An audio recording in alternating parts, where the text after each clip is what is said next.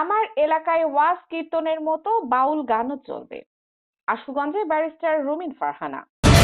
Voice of Brahmanbaria 24 সংবাদে সারাক্ষণ।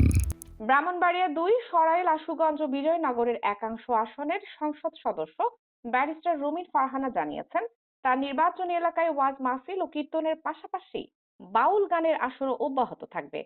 বাউল গান কিংবা মাজার সংস্কৃতিতে কোনো ধরনের বাধা মেনে নেওয়া হবে না বলেও তিনি স্পষ্ট মন্তব্য করেছেন। গত বৃহস্পতিবার ২৬ মার্চ রাতে আশুগঞ্জ উপজেলার দগর-ইসার এলাকায় আধ্যাত্মিক সাধক পুরুষ আব্দুল কাদির শাহ রহমতুল্লাহি আলাইহি এর ৫৮তম স্মরণ উৎসব ও বার্ষিক ওরসের উদ্বোধনী অনুষ্ঠানে প্রধান অতিথির বক্তব্যে তিনি এসব কথা বলেন।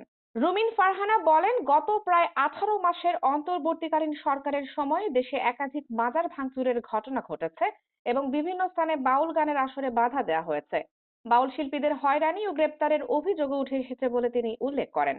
তিনি বলেন, আমি জানি না অন্য কোনো রাজনীতিবিদ এসব ঘটনার প্রতিবাদ করেছেন কিনা, তবে আমি ব্যক্তিগতভাবে প্রতিটি মাজার ভাঙার ঘটনার প্রতিবাদ করেছি। রুমিন ফারহানার এই বক্তব্য প্রকাশের পর সামাজিক যোগাযোগ মাধ্যমে ব্যাপক আলোচনা ও সমালোচনার ঝড় উঠেছে।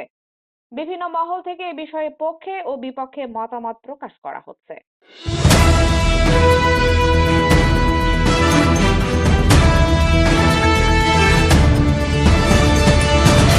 ভয়েস অব ব্রাহ্মণবাড়িয়া 24 সংবাদে সারাক্ষণ।